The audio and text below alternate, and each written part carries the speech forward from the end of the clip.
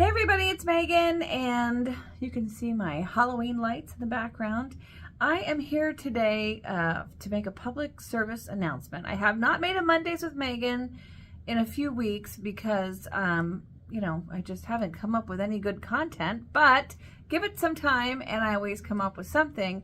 And the problem I'm running into the last couple of weeks, months, and per usual really, is that there's a couple of agents that I work with that stand out that I'm like, what exactly do you do for a living? I'm really confused. I thought you were a realtor. So I'm gonna give you some help here. So when you are looking to hire a realtor, I'm gonna tell you some helpful hints, okay? So I did a little search, I did a little research, and I have it written down here. So if I'm reading that, that's why. Number one thing is when you are looking to hire a realtor, I want you to get on your search engine of your choosing, and I want you to type in their name and see what comes up. Are they an active realtor? Do they have a big audience? Do they have a website? You can even look on Zillow and it shows how many houses they've sold recently. If they've sold 1 or 2 houses in the last year, they're probably not as experienced as you think, and maybe they have a mentor, somebody they work with. Like, you've got to find out what in the heck is going on. This is a big purchase, a big sale. It's a lot of money and it means a lot to you, and you don't know what kind of trouble you're going to get into, and you need somebody who does know that can protect you, and that comes with experience. So go in the search engine, type in their name. What do you find? Do you find reviews? Do you find an audience? Where do they work out of? How many houses have they sold recently? And, ask them what their specialty is. What do they specialize in? Is there something specific that they do or look for, or they can help you with? Ask that kind of questions. And then there's some other things like hiring a part-time agent. Half these agents right now, I don't know what is going on. I can't get a hold of them because they're at work. Then they have to call me when they're off of work. And hey, I'm not cutting anybody, okay? But, I had to work for 2 years while I was trying to become a realtor, and it was super tough. I had 2 jobs for 2 years. I worked about 18 hours a day. But it is what it is. But I had a mentor, and my business was always taken care of. So that's how I was able to do it.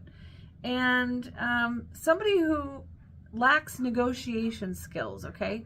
So I'm going to tell you, I was talking with another realtor today who has been in the business even longer than I have, and the person is super successful. We were kind of trading some stories today, and he said that when you've got nothing to offer, you'll give away your services for free. Basically, that's what you're doing. So what you have to realize is that, I said earlier, is that you don't know what you don't know. You don't know how you can get in trouble. I have another friend right now who's dealing with an out-of-state purchase, and there's terrible stuff going on there, and their realtor is not doesn't seem to be handling their business because they probably never even experienced that either. And when somebody doesn't have anything to offer, then they're going to cut their commission. They're going to say that they can work for less. And, that's just a risk that you're going to have to take. If you follow all of my previous directions and Google somebody, try to find out who they are, what they do, what they're up to, how many houses they've sold, how long they've been in the business, what their reviews are.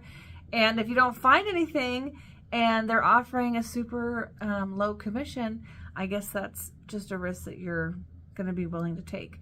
And don't forget that the commission they negotiate with you, if they're listing the property, the other half of it, allegedly, usually, is what they're offering the other agent. So all this stuff is up for discussion. And basically, when you put your house up for sale, you want the most exposure humanly possible, and you want all the work done up front. You don't want to be, I just had to chase another agent down for disclosures. It took 3 weeks.